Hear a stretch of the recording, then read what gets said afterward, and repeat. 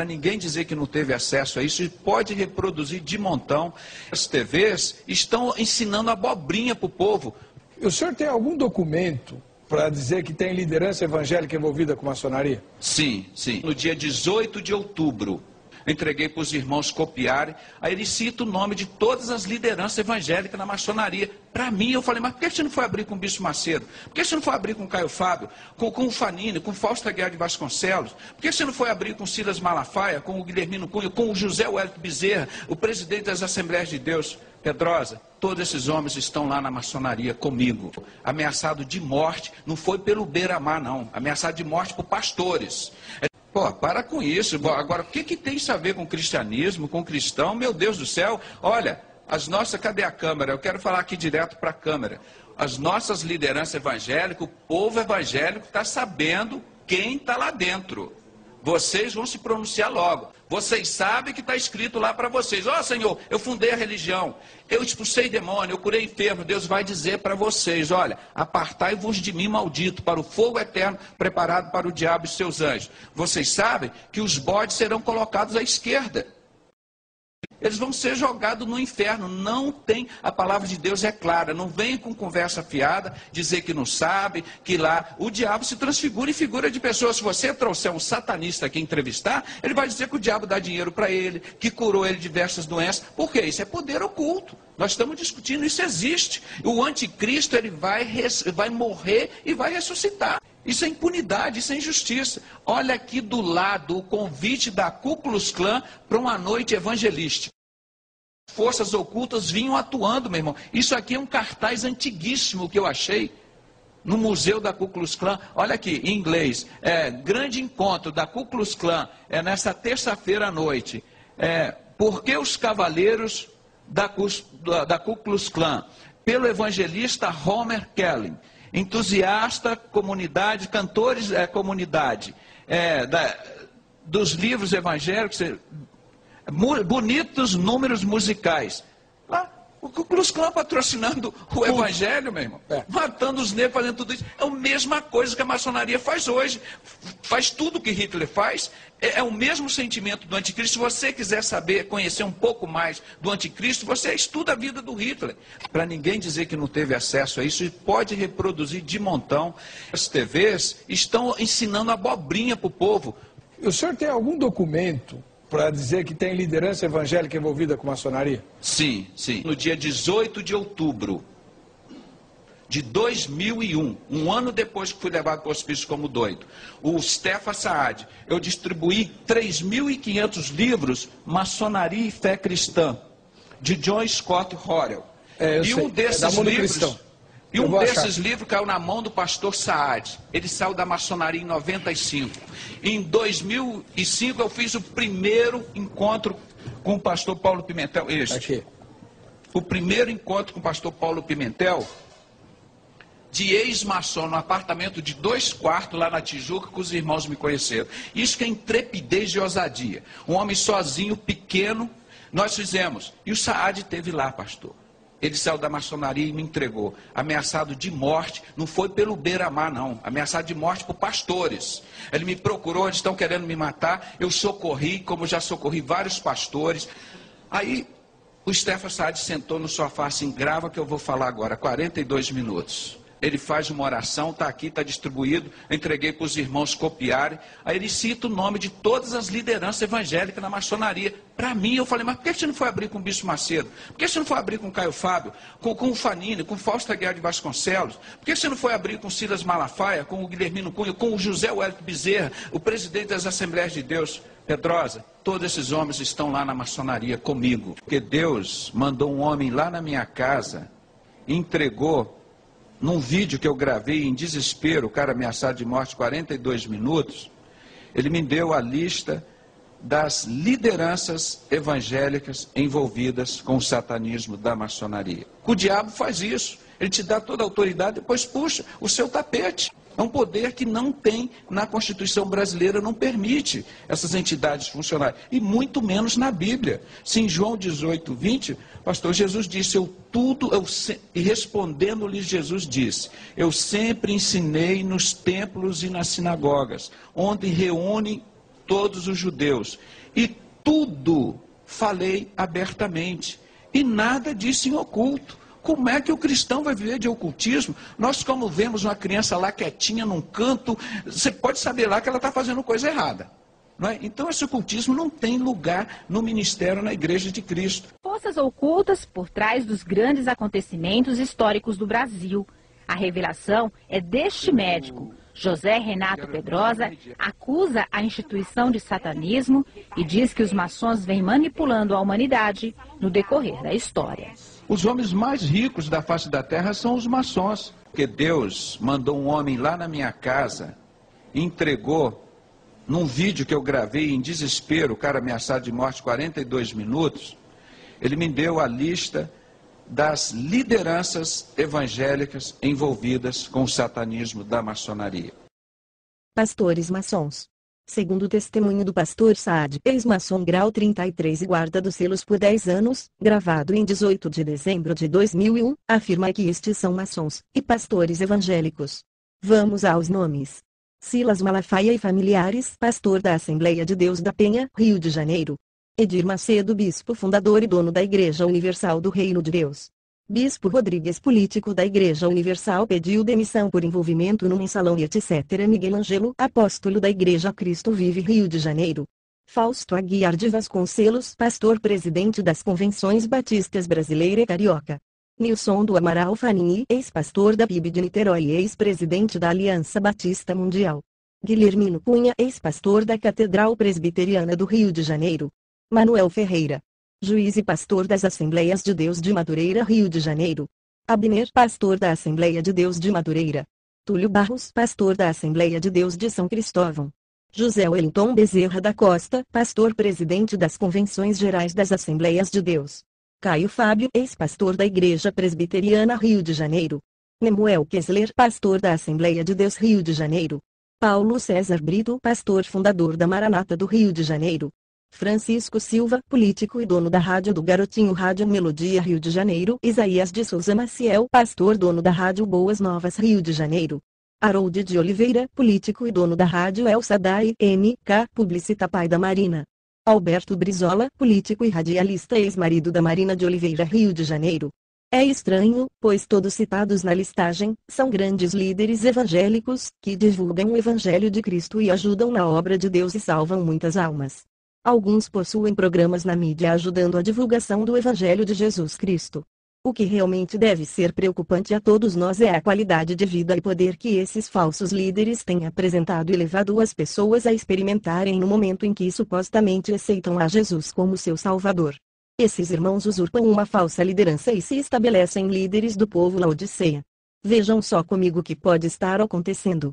40.000 pastores, além de seus auxiliares, como presbíteros, evangelistas, diáconos, entre outros, estão manifestando quando oram pelos irmãos e pessoas necessitadas do Senhor e sua salvação, ou então quando dizem às pessoas irmãos que recebam o Espírito Santo de Deus e falem em línguas estranhas e profetizem. Raciocinem comigo como essas misturas com espíritos malignos anticristãos estão trazendo milhares e milhares de experiências malignas para os ajuntamentos cristãos, ao invés de estarem recebendo o Espírito Santo, estão compartilhando entre si com espíritos enganadores e manifestações que imitam as coisas de Deus, que não é difícil de ver, pois estão produzindo vazios e falta de mudanças no caráter do homem, estão blasfemando contra o Senhor Jesus. Quebraram o governo do Espírito pelo governo do homem. Imagine você ser o dono da casa e não poder entrar em sua própria casa, ficar literalmente fora. Veja o que uma aparente simples aliança pode fazer. Você pode me perguntar, mas a salvação não é individual? E o cuidado do Senhor também não é individual? Digo que tem razão. A salvação nos é apresentada mediante ao Espírito Santo, nos convencendo do pecado, da justiça e do juízo. Mas as multidões estão recebendo mensagens levadas por espíritos malignos que não procedem do Senhor, ou seja, não são levadas a reconhecerem seus pecados, e nem experimentarem o novo nascimento, e com isso não têm suas vidas transformadas pelo Senhor, mas viram crentes nominais, ímpios religiosos que não se converteram e nem receberam Jesus como Senhor de suas vidas, apenas propostas de receberem mudanças, cura interior. Será que existe alguma semelhança entre uma loja maçônica e um templo da Igreja Universal do Reino de Deus? É o que você vai descobrir agora, através desse vídeo que eu preparei para você. Preste atenção nessa imagem.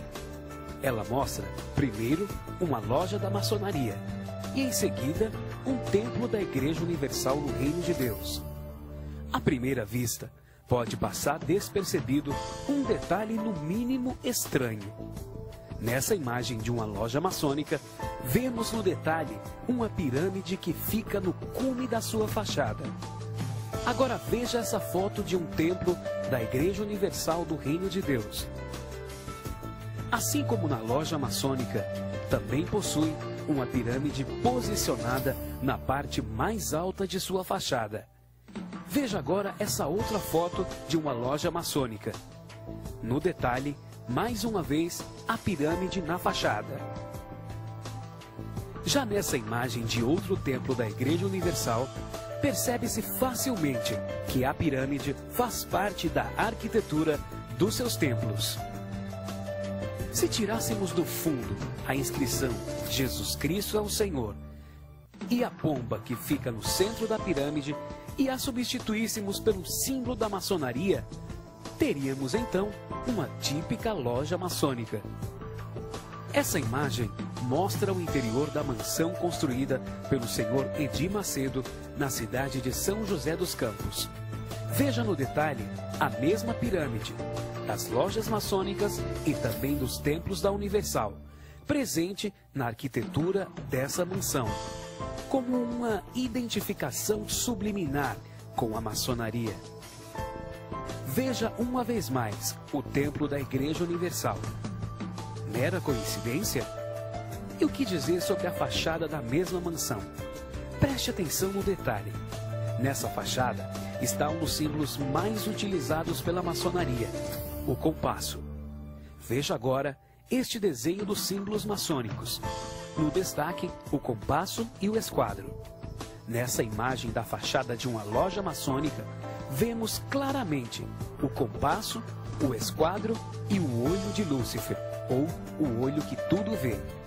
Aqui, uma vez mais, o logotipo de uma loja maçônica, com destaque para o compasso, o mesmo encontrado na fachada da mansão do Edir Macedo. Nessa imagem, vemos alguns personagens chamados de lendas da maçonaria. No centro, o compasso e o esquadro. Será que Edir Macedo deveria ser incluído entre essas lendas da maçonaria? Veja agora alguns símbolos ocultistas encontrados na parte de dentro da mansão. A estrela de 8 pontas, símbolo ocultista muito antigo, e também a cruz celta, símbolo usado em muitas práticas ocultistas. Para concluir, a Record News, canal que pertence também à Igreja Universal, foi inaugurada no dia 27/9/2007. A soma desses números daria 999. O 9 é o número mais usado pelos satanistas e também é muito admirado dentro da maçonaria. Veja o que diz o blog da maçonaria a respeito do número 9. O número 9 é o princípio da luz divina, criadora, que ilumina todo pensamento, todo desejo e toda obra. Exprime externamente a obra de Deus que mora em cada homem, para descansar depois de concluir sua obra. O homem novenário, que pelo triplo do ternário é a união do absoluto com o relativo, do abstrato com o concreto, o número 9, no simbolismo maçônico, desempenha um papel variado e importante com significados aplicados na sua forma ritualística. O número 9 é o número dos iniciados e dos profetas. Fonte blogdamaçonaria.blogspot.com. Veja nessa foto da inauguração da Record News, junto ao Edir Macedo, o prefeito de São Paulo, Kassab, que é amigo dos maçons, conforme podemos ver nesse vídeo. A todos os maçons do Brasil, eu queria aqui expressar, em nome de todos os paulistanos, os mais sinceros votos de um Feliz Natal e um 2009 pleno de realizações de saúde. José Serra, cujo partido, o PSDB, tem como número o 45, que somado é igual a 9. E Lula, sobre quem não precisamos comentar nada. Agora você mesmo pode chegar à conclusão. A maçonaria tem algo a ver com a alta cúpula da Igreja Universal? A maioria das pessoas que frequentam essa igreja é composta de gente que verdadeiramente tem sede de Deus.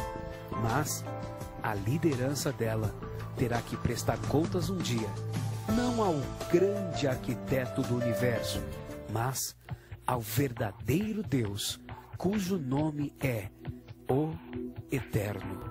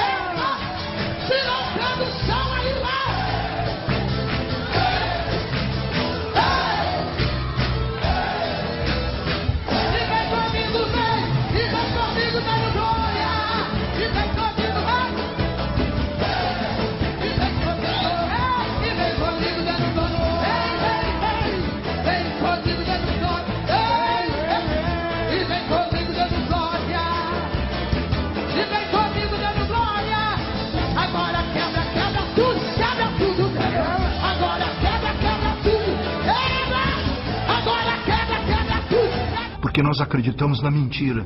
Porque nós acreditamos na mentira. Porque nós acreditamos na mentira. Grandes tragédias.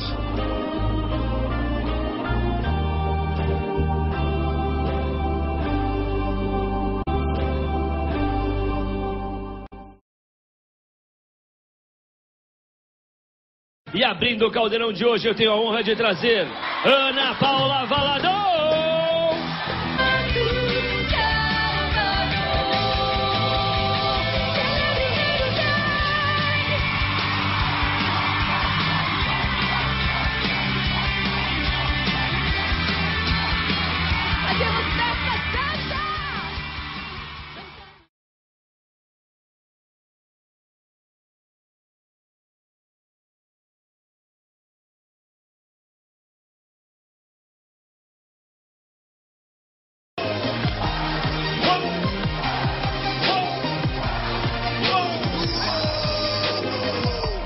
2 da manhã, ele tá vindo, no horizonte tá nascendo, ele tá subindo, seus raios cortam o céu, não tem show mais lindo, que contraste alucinante, eu tô assistindo, passarinho abre o bico.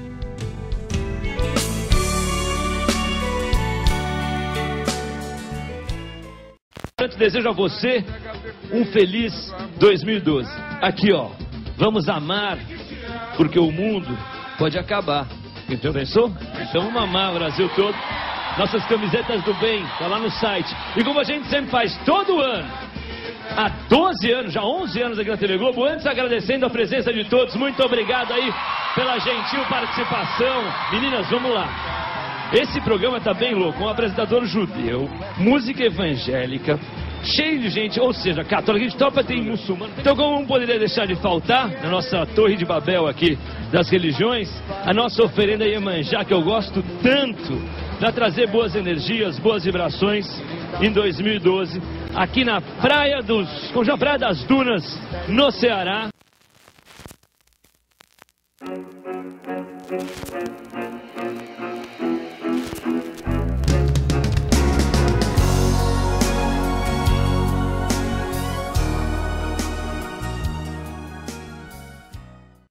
Convidados celebram a união entre dois homens, dois pastores evangélicos. Marcos Gladstone e Fábio Inácio são fundadores da Igreja Contemporânea Cristã, criada para abrigar um rebanho rejeitado pela maioria das religiões. Ele falou, vamos numa igreja cristã, evangélica. Eu falei, como, cara, que eu vou? Eu, homossexual, vou numa igreja? Não, essa é uma igreja diferente, é uma igreja sem preconceito. Fundada há 3 anos, a igreja já tem 3 filiais no Rio e reúne cerca de 500 fiéis. Os cultos e as crenças são parecidos aos das igrejas evangélicas tradicionais. O sexo, por exemplo, só é permitido em uma relação estável. No passado, Fábio foi pastor em uma igreja tradicional e chegou a ficar noivo de uma mulher. Eu conflitava a cada dia, porque eu nasci assim, procurei de todas as formas de me libertar, fazia jejum, fazia oração, eu fazia tudo. Ao assumir e defender a homossexualidade, eles despertaram a fúria de muitos evangélicos. Todos os dias chegam dezenas de mensagens com ofensas e ameaças, mas que parecem não assustar. Como no Brasil o casamento gay não é permitido, os pastores assinam hoje um contrato de união estável e viajam para a Bahia em lua de mel. Na volta, inauguram mais 2 igrejas aqui no Rio. Eu estou realizando um sonho que é de todo mundo, né, assim, de poder crescer, né, assim, encontrar a pessoa que ama e casar-se com ela. Todas as igrejas, a homossexualidade é tabu, assunto proibido. Em todas? Nessa não.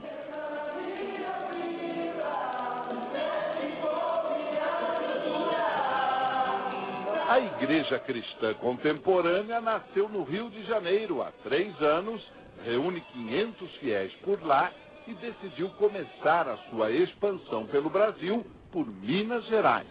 Os fundadores da igreja são os pastores Marcos e Fábio, gays assumidos. São os primeiros dirigentes evangélicos casados no Brasil.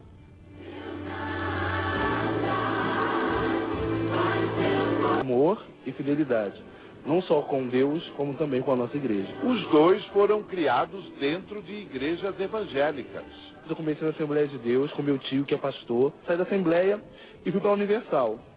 Lá na Igreja Universal, cheguei a assumir várias igrejas, mais de 5 igrejas e tudo, mas eu já sabia desde a infância que era gay.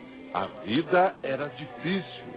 Os dois eram chamados de doentes e obrigados a passar por tratamentos de cura para o homossexualismo.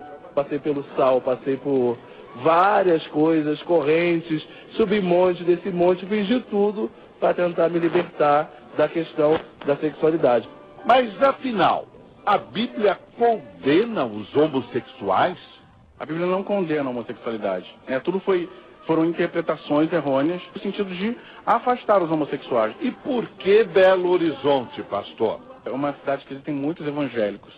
Assim, dentro dessas igrejas, existem muitos homossexuais, foi o que a gente descobriu. Márcia Santos, lésbica, é a pastora escolhida para dirigir a igreja na capital. Eu tenho chamado do Senhor, então assim, quando o Senhor chama, eu não hesito. Não vou dizer que eu não vou. Então eis-me aqui. O cabeleireiro Guilherme está feliz na nova igreja, onde participa dos cultos acompanhado da mãe. Foi na casa deles que os mineiros fizeram as primeiras reuniões. Eu aceito meu filho, amo meu filho do jeito que ele é. Graças a Deus, muito feliz. O historiador André Sena e o bailarino Fábio Santos não se desgrudam, trocam carinhos sem parar. Se conheceram dentro da igreja e hoje estão juntos. A primeira proposta dela é a aceitação, não da promiscuidade, mas da homossexualidade saudável e cidadã. Essa é a nossa proposta.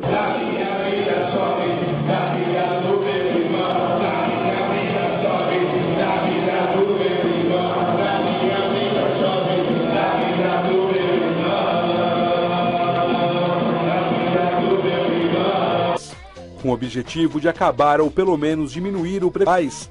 A 15ª parada do Orgulho GLBT entra na Avenida Paulista com o tema Amai-vos uns aos outros, chega de homofobia. Juntas há quase 9 anos, as pastoras Lana Holder e Rosânia Rocha vão participar da parada com outro objetivo. As duas querem evangelizar o público gay. No início de junho, Lana e Rosânia fundaram a igreja da cidade de Refúgio. Em pouco tempo de existência, a comunidade já conta com mais de 50 fiéis. Embora a aceitação do público tenha sido positiva, elas assumem que sofrem retaliações por diversos meios de outras igrejas. Dispostas a cristianizar todo tipo de pessoa sem distinção de cor, credo, raça e orientação sexual, elas dizem não acreditar mais no valor político da parada gay. Segundo Lana, a história do encontro é muito bonita, mas perdeu o motivo original. Durante entrevista a um site, a pastora disse que a maioria dos homossexuais fora da igreja pensa que Deus não aceita essa condição. Por isso, o caminho muitas vezes pode ser as drogas e a prostituição. Para ao menos tentar afastar o público desses males, Lana e Rosânia criaram um plano de evangelização antes da festa. Juntas com outras instituições religiosas, elas querem mostrar que é possível conciliar a religião e a homossexualidade. Aí entrei, irmão, tava lá ela, uma irmã e duas irmãs dela que também são lésbicas, uma maldição na família, e um irmão dela que também é homossexual. Irmão, Deus preparou o momento. Eu comecei a...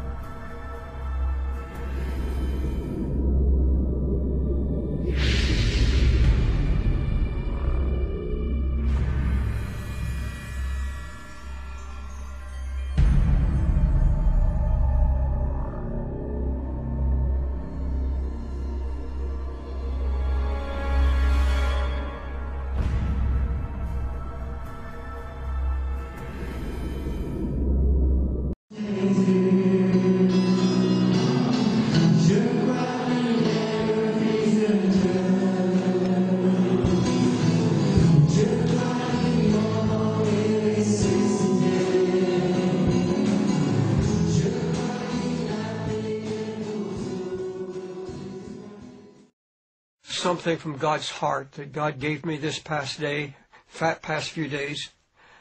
The whole world knows what is happening here in the United States. We're in a worst crisis in our history.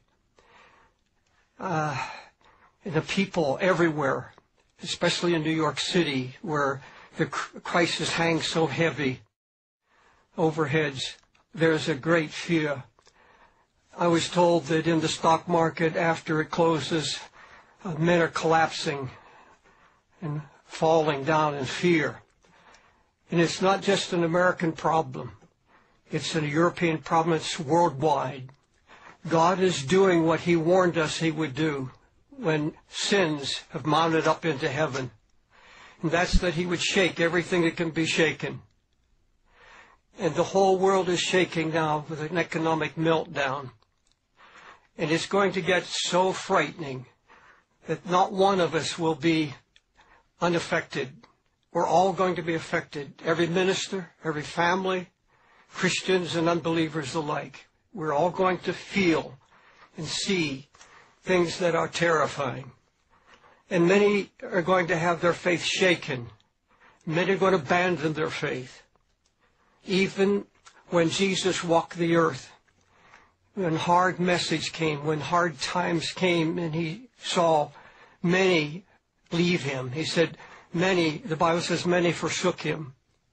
And he turned to his disciples and he said, will you forsake me also? Now, everywhere I go, I hear people saying, is there a word? What's going to happen next? What is God saying? And I want you to know what I believe God's speaking to my own heart, especially last night I was walking and talking with him. I went to the Word of God because the only Word is from the Word itself, from God. There's no economist, there's no evangelist, there's no one that can give us the answers. We have to go to the Word, we have to go to the Father. And in 1 Samuel, 30th chapter, I was moved by the story of David and his 600-man army. They came over the hill toward Ziklag, their home base. And it was in ruins. The fire had destroyed the city. His wives, all the wives, the children were all taken captive by Amalekites. And the Bible says that David and his men wept. David was deeply distressed. And his men wept all day and probably through most of the night until they said there were no more tears. Now, let me tell you that you and I, the godliest person hearing my voice, I don't care how famous you may be, I don't care who you may be, when you first see these frightening things come on the earth, there will be that first flash of fear and terror. I picked up one of our national magazines a few days ago, and it had a picture of the world, a man representing the world on the brink of falling into a chasm. And it said, the headlines were, the world is collapsing. And it's in the headlines, a great worldwide depression. And the first impact, when I read that, I had a trembling inside. I said, God, so quick, so sudden, how did this happen? Even though many of us prophesied about it for years. When it comes and you see it, it's so overwhelming. And David, the Bible said, now let me say this. If you were to say, I'm not afraid, then you really don't understand the situation. It's that first flash of fear. There's a time for weeping. And God understands that. And many of you listening to me now, the question is, where does this end? Where does it take it? What about the church and its future? The Bible says David wept until there was no tears left. But then came a time, there comes a time, there is a time for weeping. There is a time that we will tremble.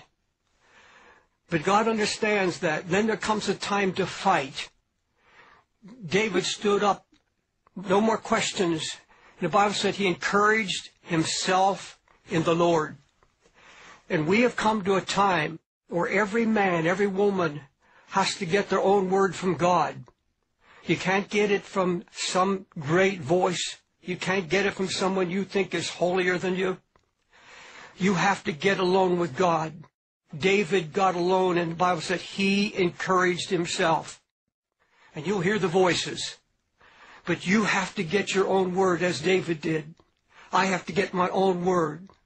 I have to shut myself in with God and with this book and let the Lord speak encouragement to me.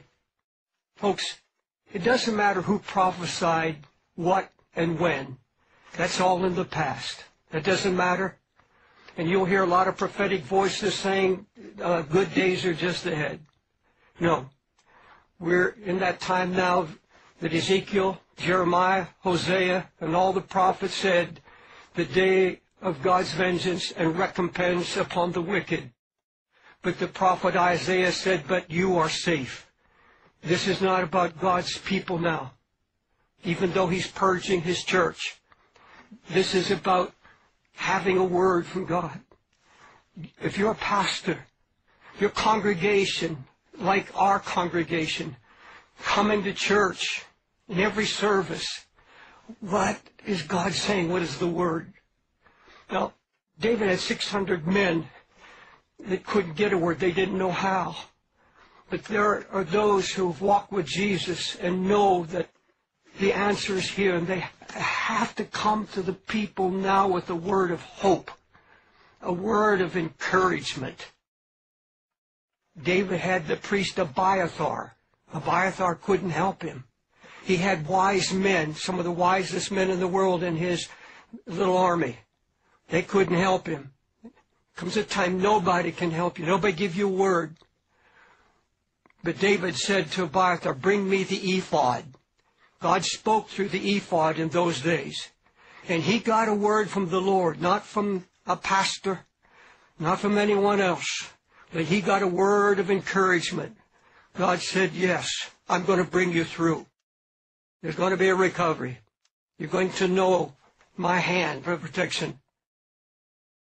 Now, either this word is true, and I was walking, and I'm going to close in just a moment, but I don't want to take a lot of your time. I was walking with the Lord last night, and the Lord said, David, you've preached for 55 years around the world about how God delivered the children of Israel out of Egypt and through the Red Sea, and about the fiery furnace and the Hebrew children being delivered. You talk about Daniel being delivered from the lion's den. You talk about all these deliverance for 55 years. Now you're facing a test of faith like you've never known it. Was that mockery? Did you, as a minister of the gospel, say all this for 55 years and now it doesn't work for you? And I began to see that the mockers and the scoffers that are coming in the last days will come, many from the church itself. Scoffing the word, giving up on the word because they don't turn to God. They get bitter against God, and that's going to happen. But where are those Davids that will stand up with the word of God? And they've been tested. I have been tested. I've been tested in my family. Cancer, all kinds of attacks out of hell. But now God is at work. This is God's doing. I believe the Bible says God has everything under control. God said, don't mock me now. Don't scoff at my word. Stand. I've given you this word. God is going to see his church through. I hear people say, well, we're all in the same boat. No, we're not. Well, we're in a boat, all right, as Christians. It's called the ark. It's the ark of safety. And God is going to ride his people through this storm. It may be difficult, the boat may shake, and there'll be storms and lightning and thunder. But God keeps his word. God has everything under control. And I ask you as a congregation of ministers and wives to stand to your feet and lift your hands and thank God for his faithfulness. He's going to see His church through. There's going to be a moving of the Spirit. God is going to bring those, He's going to awaken many, many multitudes. He's going to awaken those who have been cold and indifferent. He's going to pour His Spirit out in the midst of all of this. Lift your hands. Stand, lift your hands, and thank God for His promises. And ask God to strengthen your faith, to give you a word so that you can stand before your family. You can stand before your friends. You can stand as David did. The whole army of 600 men rose up on one man's faith.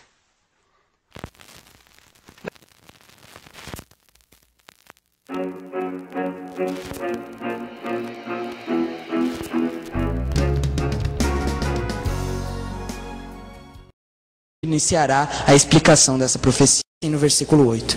A besta que viste foi e já não é, está para emergir do abismo e caminha para a destruição. E aqueles que habitam sobre a terra, cujos nomes não foram escritos no livro desde a fundação do mundo, se admirarão vendo a besta que era e não é, mas aparecerá.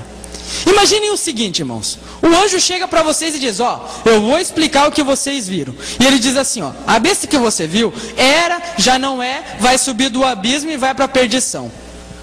Provavelmente João deve ter ficado com aquela interrogação na cabeça. Ué, o que o anjo está dizendo que vai me explicar? Complicou mais a minha ideia. Não dá essa impressão que ele complica mais? Era, não é, subir do abismo, o que é isso? E João ficou com aquela interrogação. Portanto, o anjo, a partir de agora, vai explicar o que ele disse no versículo 8. Porque no versículo 9, ele já começa dizendo assim, ó, calma, João, aqui há sentido que tem sabedoria. Por mais que pareça que essa palavra não tem sentido, João, tem um sentido e tem sabedoria. E ele diz assim, as 7 cabeças são 7 montes, nos quais a mulher está assentada. Isso que vocês veem aí, são o que nós conhecemos como 7 colinas de Roma. Para que não houvesse dúvida do que está falando, irmãos, o anjo dá agora para nós a localização geográfica dessa igreja, para que nenhuma dúvida ficasse de quem está falando. Ela se veste de vermelho, se veste de púrpura, é adornada com ouro, matou os santos e por fim ele diz, ó, vai estar lá em Roma. Porque a única cidade no mundo, irmãos, que está entre 7 colinas é a cidade de Roma. E agora ele diz assim, no versículo 10, 9, algumas versões é no versículo 9, algumas no versículo 10. E são também 7 reis. As 7 cabeças são também 7 reis, irmãos. Mas como nós vamos identificar 7 reis? Quem é o rei da igreja católica? O Papa. Muito bem, o Papa. Só que, irmãos, triste notícia. Porque até hoje já houveram 264 papas. Como nós vamos identificar quem são os 7? É por isso, irmãos, que a palavra nunca dá uma palavrinha sem ela ter um sentido especial. Nós temos aqui o pastor Jairo, certo? E eu gostaria de fazer uma pergunta aos irmãos. O pastor Jairo, ele é rei? Ele não é rei, mas ele é um líder religioso, não é? É. Assim também é o Papa, irmãos. Ele é um líder religioso. Mas a Bíblia está dizendo que o Papa teria que ser o quê? Rei. E é aí que nós chegamos no ponto certo. Irmãos, o Papa teria que se tornar rei para que nós iniciássemos a contagem de Apocalipse 17. No ano de 1929, irmãos, pelo chamado Tratado de Latrão, Benito Mussolini, que era um ditador italiano, deu um pedaço de terra de Roma para o Papa, o chamado Vaticano, e a partir daquele ano, o Vaticano passou a ser o menor estado do mundo, o menor país do mundo. E a partir do ano de 1929, o Papa se tornou o quê? Rei. E se nós contarmos os papas a partir de 1929, nós poderemos identificar o tempo em que nós estamos na profecia. Vamos lá, então, iniciar a contagem. Irmão Rogério, pode passar ali para o próximo. Ali no versículo 10 diz assim, desses 7 reis, 5 caíram. Vamos analisar todos juntos. O Papa que recebeu o poder foi o Papa Pio XI. O Papa Pio XI morreu, veio o Papa Pio XII. O Papa Pio XII morreu, veio o Papa João XXIII. O Papa João XXIII morreu, veio o Papa Paulo VI. O Papa Paulo VI morreu, veio o Papa João Paulo I. E a Bíblia diz que esses 5 caíram. ou morreram, certo? No tempo da profecia, esses 5 papas já haviam morrido. Mas quando João contemplava a profecia, ele disse que um existia. Quem que era esse que existia? João Paulo II. Quando João contemplou a visão, quem ele viu no poder? João Paulo II. E depois de João Paulo II, ele disse que ainda viria outro, que é o que nós temos hoje no poder, Bento XVI. E lá no versículo 10, falando a respeito de Bento XVI, diz assim: e quando chegar, convém que dure pouco tempo. E agora eu vou dizer algo aos irmãos.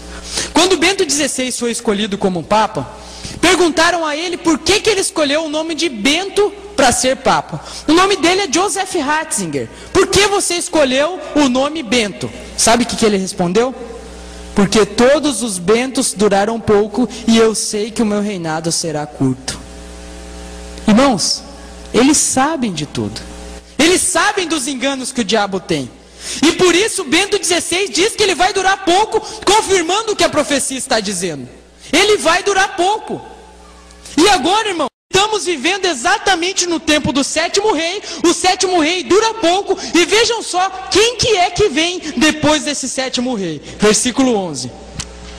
E a besta que era, vamos traduzir, a besta que era papa e já não é mais papa, também é ele o 8º. E procede dos 7 e caminha para a destruição. Irmãos, a Bíblia diz que depois do curto reinado de Bento XVI, e ele já está há quase 5 anos no poder, virá o 8º. E esse 8º virá e já virá direto para a destruição, irmãos. Esse 8º, a Bíblia chama ele de besta.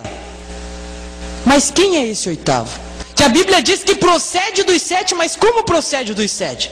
Dos 7 que nós vemos ali, 6 já morreram. Só um que está vivo, que é o Bento XVI. Como que a Bíblia diz que o 8º procede dos 7? Vamos entender isso que a Bíblia está dizendo, irmãos. Vamos agora voltar para o versículo 8. E ver que no versículo 8, João usa as mesmas palavras do versículo 11. Veja só. A besta que viste era e não é, e está para emergir de onde? Do abismo. Esse 8º, irmãos, a Bíblia diz que ele subirá do abismo. Mas o que é abismo, irmãos, na palavra de Deus? Deixem marcado Apocalipse 17, vamos para Romanos capítulo 10. Romanos capítulo 10, versículo 7. E aqui a Bíblia vai nos responder o que é abismo. Diz assim: ou, quem descerá ao abismo? Isto é, tornar a trazer dos mortos a Cristo. Irmãos, o que é abismo? É trazer dos mortos, irmãos. A Bíblia diz que o 8º, ele virá dos mortos. Mas, irmãos, Satanás tem poder para ressuscitar alguém dos mortos? Ele não tem poder para ressuscitar alguém dos mortos, mas ele tem um poder, irmãos. E esse poder ele usa contra Deus, que é o poder do engano, o poder da mentira. A Bíblia diz que Lúcifer consegue se transfigurar até mesmo em anjo de luz. E o próprio Lúcifer irá falsificar uma ressurreição de um desses papas, para que o povo o aceite como seu representante. Agora o detalhe, irmãos. E é a dúvida que chega. Quem é esse que virá dos mortos? Para isso, irmãos, eu convido os irmãos para abrirmos lá no capítulo 13 de Apocalipse. Nós não vamos entrar muito a fundo nesse tema, porque o pastor Jairo vai falar sobre ele. Mas apenas para que nós identifiquemos quem é esse Papa que virá dos mortos dentro em breve. Vamos abrir em Apocalipse 13 e ler o versículo 17 e o versículo 18. E lá diz assim: para que ninguém possa comprar ou vender, senão aquele que tem a marca da besta, ou o nome da besta, ou o número do seu nome. Irmãos, a Bíblia está dizendo que no nome da besta, que é o 8º, tem um número. O número do nome da besta. Mas que número é esse que está no nome da besta? Vamos ler o versículo 18. Aqui há sabedoria. Aquele que tem entendimento, calcule o número da besta, pois é número de mulher? De quantos homens que está falando? Irmãos, está falando de homem, não está falando de homens. Nem de mulher, nem de www, nem de chip, nem de nada. Está falando que é número de homem. E qual que é o número, irmãos? 666. E aonde nós encontraremos esse número? No nome do Papa. Irmãos, nós fizemos a contagem com o nome de todos esses 7 papas que ali estão. Somente um, irmãos, deu a contagem dos 666. É esse que vocês veem aí. Esse Papa foi o Papa mais aclamado de toda a história dessa terra. No enterro dele havia um representante de todas as nações da terra. Ele foi o Papa que conseguiu... Jesus Cristo está voltando para a sua igreja. A Bíblia diz em Mateus 24:42: portanto vigiai, porque não sabeis o dia em que vem o nosso Senhor. Eu quero que vocês saibam, igreja, que Jesus Cristo poderia voltar este mês, ou ele poderia voltar na próxima semana, ou ele poderia até mesmo voltar...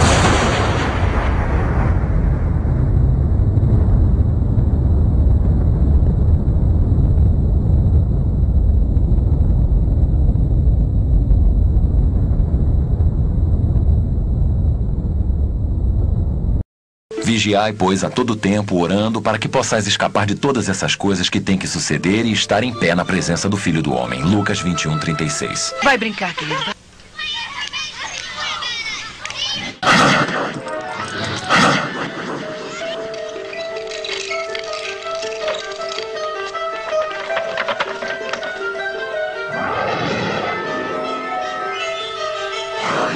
O que está acontecendo?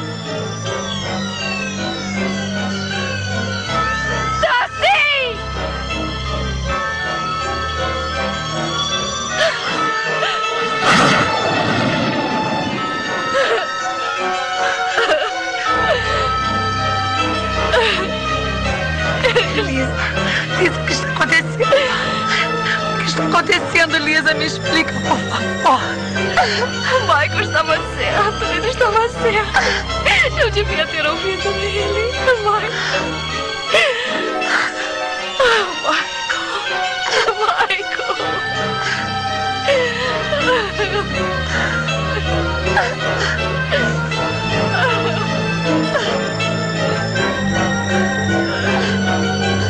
Pero una cosa sí te digo, que el que buen juez quiere ser, por su casa comienza. Y a ti te falta demasiado.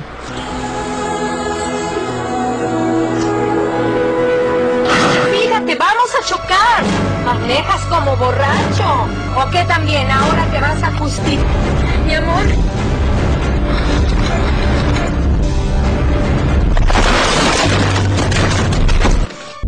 Porque assim como o relâmpago sai do Oriente e se mostra até no Ocidente, assim há de ser a vinda do Filho do Homem. Você está preparado?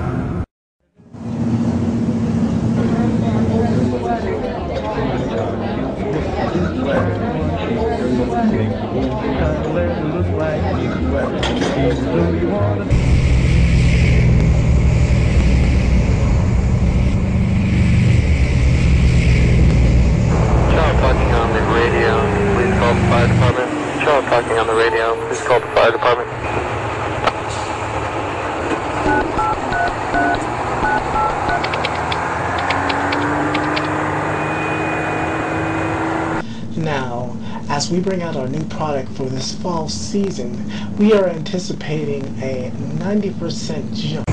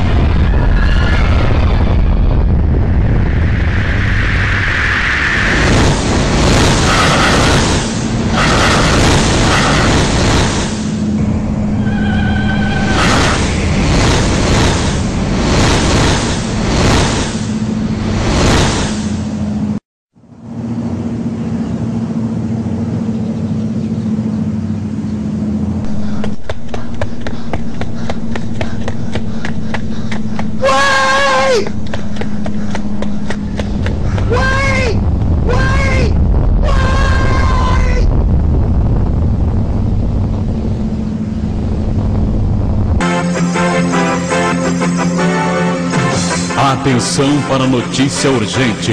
Informamos que milhares de pessoas simplesmente desapareceram em todas as partes do mundo de forma incompreensível. E as autoridades não conseguem explicar o que está acontecendo.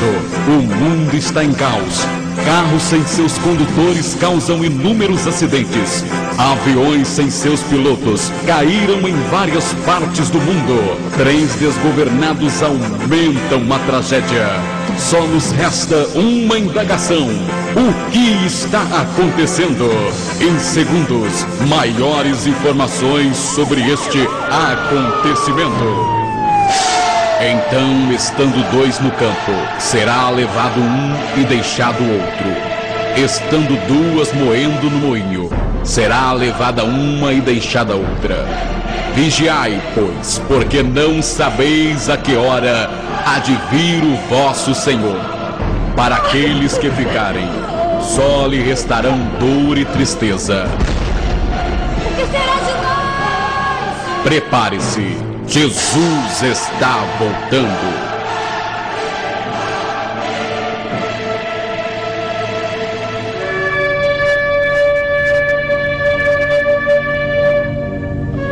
Porque o mesmo Senhor descerá do céu com alarido, e com voz de arcanjo, e com a trombeta de Deus. E os que morrerem em Cristo ressuscitarão primeiro.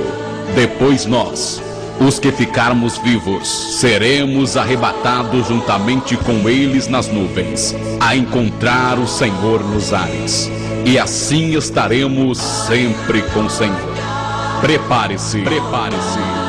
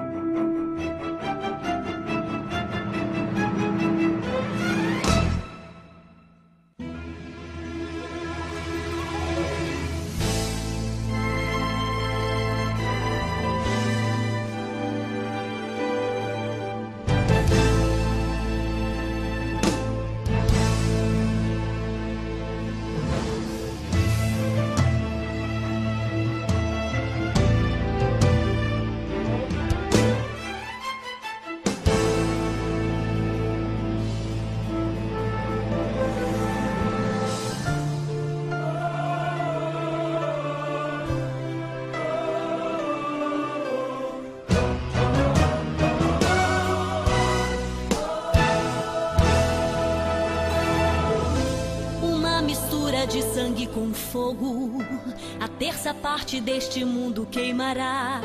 Eu quero estar distante, quero estar no céu, quando o anjo a primeira trombeta tocar. Um grande meteoro vai cair no mar, pela segunda vez que a trombeta soar, levando a terça parte à destruição. Não quero estar presente nesta ocasião. Na terceira vez que a trombeta tocar, uma grande estrela do céu cairá, destruindo as fontes das águas. Envenenados muitos homens morrerão. Na quarta vez o sol perderá a luz, a lua não terá aquele brilho que seduz. O dia vai ser noite, a noite vai ser dia. Eu quero estar na glória junto de Jesus. Breve virá, breve Jesus, tu voltará. Eu quero estar além de tudo, eu não pertenço a este mundo. Eu vou guardar a minha fé pra não perder minha coroa. Preciso andar em santidade pra ver a face do meu noivo e adorar na excelência o Todo-Poderoso. E quando pela quinta vez a trombeta tocar, a porta do inferno então se abrirá. O mal será liberto para atormentar aqueles que não foram fiéis a Jeová.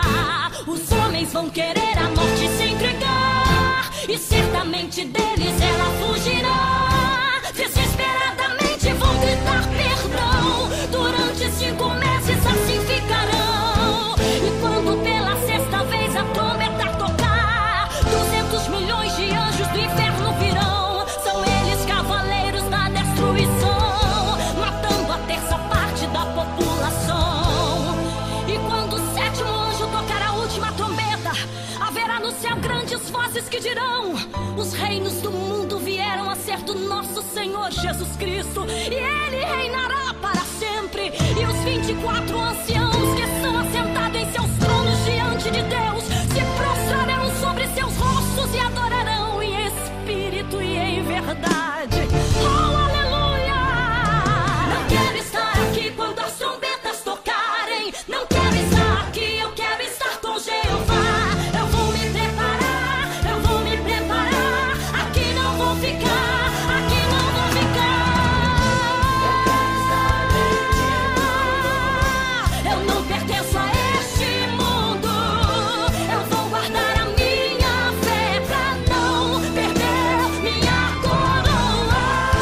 Preciso andar em santidade pra ver a face do meu noivo e adorar na excelência o Todo-Poderoso.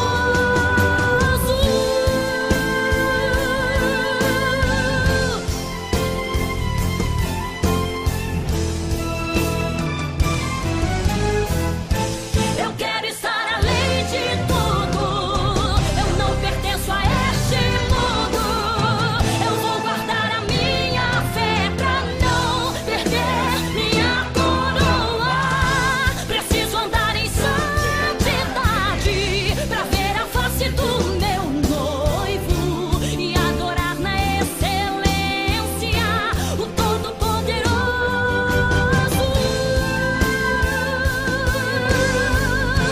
O Todo-Poderoso. O Todo-Poderoso.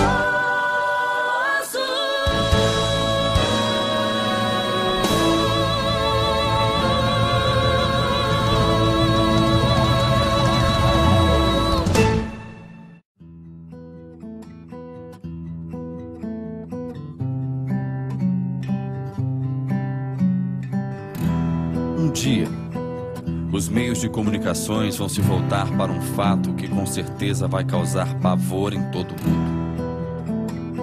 Um povo vai desaparecer misteriosamente da terra. Como dizia naquela canção, lembra? Onde está aquele povo E o pastor que fervorosamente pregava a volta de Jesus. Porque a palavra de Deus diz que Jesus virá quando você menos espera. Esta será a realidade deste dia. A volta de Jesus para buscar a tua igreja e ir com ele para o céu. Então não vacile, se volte para Deus. Entregue sua vida para Jesus Cristo, que é o único que pode te dar a salvação, para que você não possa ficar e ouvir a notícia triste e também lamentar. Meu Deus, o que será de mim? Eu não ouvi a tua voz e já chegou o fim. Não demore, Jesus te espera de braços abertos.